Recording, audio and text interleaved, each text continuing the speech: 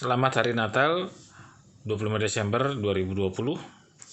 Hari Jumat, sekarang jam 2.48 di handphone saya. Subuh ya. Semoga Natal tahun ini membawa sukacita dalam kedamaian hati yang paripurna. Bahasa apa pula loh, paripurna.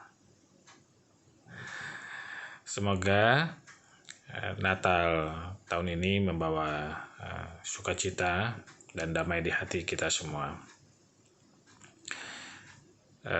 Walau sebenarnya sih masalah damai dan sukacita itu bukan Natalnya sih, bukan karena Natalnya, tapi semua ditentukan oleh manusianya, kitanya. Apakah kita mau bersukacita, ataukah kita juga mau berdamai, atau kita memilih yang lain. Semua itu pilihan hidup. Saya sekedar sharing pengalaman pribadi. Tahun ini seperti diketahui bersama, Januari saya kehilangan bapak, bulan Mei saya kehilangan istri tersayang. Kalau Natal ini tadinya seperti saya bikin di Instagram ya, saya tulis di Instagram saya tanggal 6 Desember lalu, saya agak sedikit khawatir juga, takutnya saya mengalami kesedihan atau apa, karena saya membayangkan cukup berat untuk melewati Natal. Tetapi saya memilih untuk tidak, saya berusaha untuk tidak, dan saya mencari jalan untuk tidak bersedih dalam konteks terpuruk lagi gitu ya, gitu loh. Bahwa saya ada mengenang, iyalah, itu sudah pastilah. Mengenang orang tua saya, mengenang istri saya tercinta, itu pastilah gitu, karena ada yang kurang memang di Natal ini. Tapi saya tidak memilih untuk jadi terpuruk kembali. Itu ada pilihan hidup.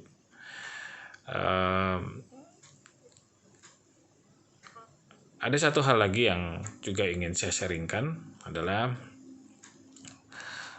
jadikanlah Natal tahun ini menjadi titik balik kita untuk lebih banyak menghabiskan waktu kita untuk orang-orang yang kita sayangi. Apakah itu pasangan hidup kita, suami atau istri, ataupun kalau punya anak juga dengan anak-anak misalkan, atau juga dengan orang tua. Bagi mereka yang masih punya orang tua, habiskanlah waktu dengan orang tua. Saya ini termasuk bisa dibilang untuk ukuran rata-rata ya, saya jauh di atas rata-rata dalam menghabiskan waktu bersama bapak saya, karena saya sering ngobrol dengan dia. Saya sering ke tempat orang tua untuk sekedar ngobrol, atau kalau pas sakit, saat istri saya belum sakit ya gitu, jadi saya sering menjaga juga di rumah sakit. Tapi ketika istri saya sakit, saya harus berbagi juga, karena tak mungkin saya sering-sering menjaga bapak saya di rumah sakit saat istri saya membutuhkan saya juga. Jadi ganti-gantian lah kalau waktu itu. Nah, dengan istri saya bisa dibilang 16,5 tahun ya hidup bersama. Cukup sering kami menghabiskan waktu bersama, khususnya sedang jalan-jalan ya gitu loh. Jadi kami termasuk yang sering jalan-jalan. Jadi cukup puas lah ya, nonton weekend ke bioskop ya, itu karena hobi kami berdua. Lalu kulineran, ke mall, atau keluar kota, atau kemanapun kami habiskan bersama, dan selalu penuh dengan tawa, canda, dan banyak hal-hal menarik lah, karena kami suka mencoba hal-hal yang baru ya gitu, melihat hal-hal yang baru gitu loh. Nah, itu pun aja tetap saja ketika kehilangan ada rasa kurang puas gitu loh, dalam artian sebenarnya masih bisa lebih dari itu gitu loh. Kalau saya pun mau masih bisa lebih gitu loh. Tapi kan siapa yang tahu bahwa akan sesingkat ini, 49 tahun ya usia istri saya waktu meninggal. Kan nggak ada yang tahu gitu loh. Bayangan saya tuh, saya sudah merencanakan dengan istri saya tuh hidup menua bersama 70, 80, 90 bahkan gitu loh. Bayangan saya tuh saya 90-an nantinya, 90, kalau syukur-syukur bisa 100 lah ya gitu, dalam kondisi yang sehat tentunya gitu. Jadi sama sekali tidak terpikirkan akan berpisah selamanya. Itu waktu yang sangat singkat bisa dibilang gitu loh. Jadi walaupun kami sudah banyak jalan bersama, menghabiskan waktu bersama, tetap aja masih berasa kurang gitu. Karena bayangan saya tuh masih saya sampai umur 90-an gitu loh.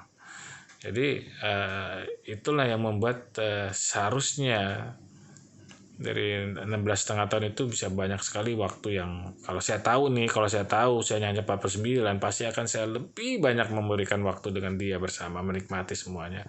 Saya tidak menolak ketika diajak ke satu tempat kemanapun gitu loh. Saya akan tinggalin semua pekerjaan hanya untuk menemani dia atau bersama dengan dia, itu kalau saya tahu gitu loh. Tapi kan tidak tahu, jadi saya harus mengatur waktu juga gitu loh. Tidak memenuhi semua permintaannya, tapi itulah hidup yang tidak bisa diulang. Beda dengan main game. Kalau main game kan saya senang main game sih dari kecil. Jadi kalau saya main game tuh selalu kalau fail saya ulang lagi sampai ke level yang saya senangi, sampai puncak biasanya gitu loh. Kalau bisa saya pecahin rekor dan urutan 1. Itu aja hobi saya kalau main game gitu loh. Maunya di urutan pertama untuk rekornya gitu loh. Nah, yang saya alamin kemarin ketika istri saya meninggal di bulan-bulan pertama setelah meninggal itu, ada kekosongan yang aneh di saya, di mana saya masih belum sadar istri saya itu sudah meninggal dan tidak akan kembali lagi. Jadi bayangan saya seperti game, ini akan kembali gitu. Saya bisa mengulang, saya bisa memperbaiki. Kayak main game kan diulang tuh diperbaiki supaya bisa naikin rekor kan gitu. Nah ini saya tidak bisa ulang untuk sesuatu yang saya ingin lakukan lagi bersama gitu loh. Ada yang kurang misalnya gitu ya, nggak bisa gitu loh. Dan saya baru tersadar itu setelah jalan hampir 1-2 bulan gitu, bahwa istri saya memang benar-benar sudah pergi dan tidak akan pernah kembali lagi, dan saya tidak bisa mengulang apapun yang ingin saya ulang gitu loh. Nah, perasaan ini mungkin buat mereka yang belum pernah ditinggalkan, ingin saya sharingkan bahwa betapa pentingnya waktu yang ada selagi masih ada ya, selagi masih hidup bersama, gunakanlah itu, jangan sia-siakan. Kurangi medsos kalau kebanyakan medsos. Karena yang peduli kita itu adalah orang yang di sekitar kita, bukan orang yang di medsos. Di medsos paling cuma kasih jempol, kasih like, kasih ucapan. Mereka tidak peduli sama kita. Dalam konteks yang lebih peduli kita kalau kita sakit dan apa yang jagain kan pasti orang yang terdekat dengan kita. Jadi prioritaskanlah mereka, yang medsos belakangan aja lah kalau saran saya sih. Supaya jangan ada penyesalan di kemudian hari. Karena bila itu semua sudah terjadi dan baru disadari setelahnya, penyesalan itu lebih berat lagi gitu loh. Saya aja yang sudah bisa dibilang di atas rata-rata, itu pun masih merasa kurang gitu loh. Apalagi nanti yang ternyata masih jauh di bawah rata-rata ya. Ketika kehilangan orang yang kita sayangin, yang kita kasihin, itu akan sangat sakit. Saya sendiri sangat sakit sebenarnya. Tapi saya tiba pejuang ya, saya terus berusaha untuk mengatasinya walaupun tidak mudah, tapi saya bisa dibilang oke lah. Saya 6 bulan 7 bulan lah ya. Jadi sebelum 18 Desember kemarin ya, pasti ultah pernikahan yang seharusnya ke-17 tapi tidak terjadi, saya bertemu dengan terapis saya untuk saya dipulihkan. Karena menurut terapis saya, dengan pasangan hidup itu memang tidak akan pernah kita bisa lupakan, itu jelas. Kita selalu akan mencintai dia, itu sudah jelas gitu loh. Tetapi yang perlu dilakukan adalah melepaskan ikatan emosi. Terus saya bilang, bagaimana melepaskan ikatan emosi kalau kita juga nggak bisa memori itu akan selalu ada. Dia bilang itu bisa katanya.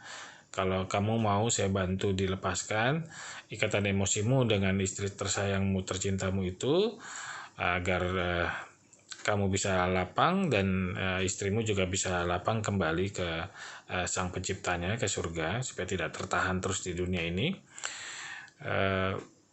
Karena istrimu juga pasti sayang dengan kamu dan dia tidak akan mau ninggalin kamu kalau kamu masih terus melekatkan perasaanmu ke dia gitu loh.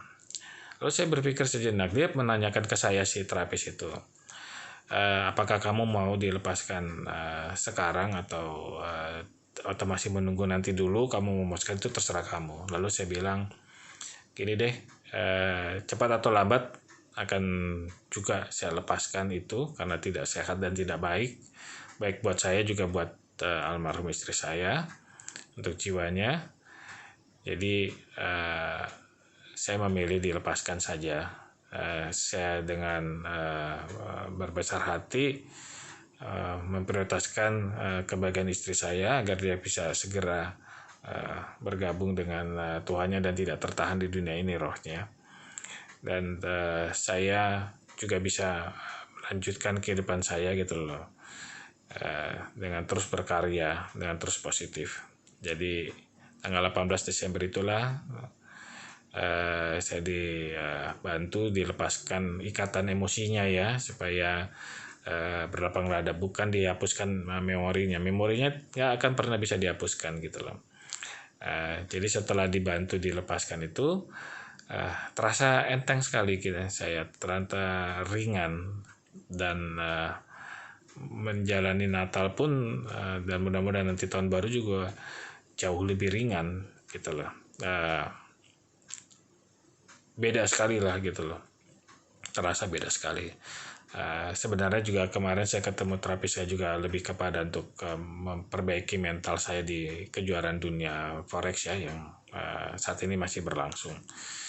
Jadi saya dibantukan tuh dibereskan mentalnya untuk supaya ada mental juara lah, kurang lebih begitu. Ini yang saya sharingkan. Jadi poinnya kembali, manfaatkanlah waktu yang sangat terbatas ini, yang tidak bisa diulang, dengan orang-orang yang kita kasih, kita sayangi, yang terdekat dengan kita dulu. Kuranginlah medsos yang gak ngasilin duit, itu hanya nyari hiburan, padahal kita bisa membuat hiburan yang jauh lebih mengasihkan dengan orang-orang yang kita sayangi, baik itu istri atau yang punya anak juga anak, atau dengan orang tua. Oke. Ini ngomong-ngomong kok alis saya ini gara-gara saya potongin, saya guntingin jadi botak ya yang sebelah sini. Ini juga nih, ya sudahlah. Habis kalau nggak panjang-panjang gitu saya copot-copotin, soalnya satu-satu habis lama-lama. Jadi aneh, nggak apa-apa lah, saya cuek aja lah. Kalau duda kok, ya kan? Nggak usah pikirin penampilan kan gitu loh.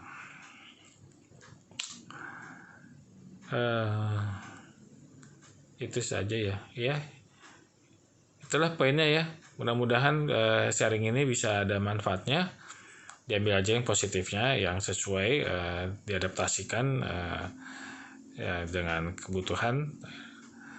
Semoga kita selalu tetap sehat ya di tengah pandemik COVID-19 ini, dan tetap jaga protokol 3M, memakai masker, menjaga jarak, dan mencuci tangan. Mudah-mudahan tahun depan 2021 menjadi jauh lebih baik dan vaksinnya sudah ditemukan, sehingga perlahan tapi pasti kita bisa kembali melakukan aktivitas lebih normal daripada sekarang, walaupun tidak bisa kembali lagi seperti sebelum COVID katanya gitu ya, tapi ya kita nggak tahu, kita jalanin saja mana yang terbaik. Oke, sampai ketemu lagi di lain kesempatan. Nikmatilah bersama orang-orang tersayang kita. Bye-bye.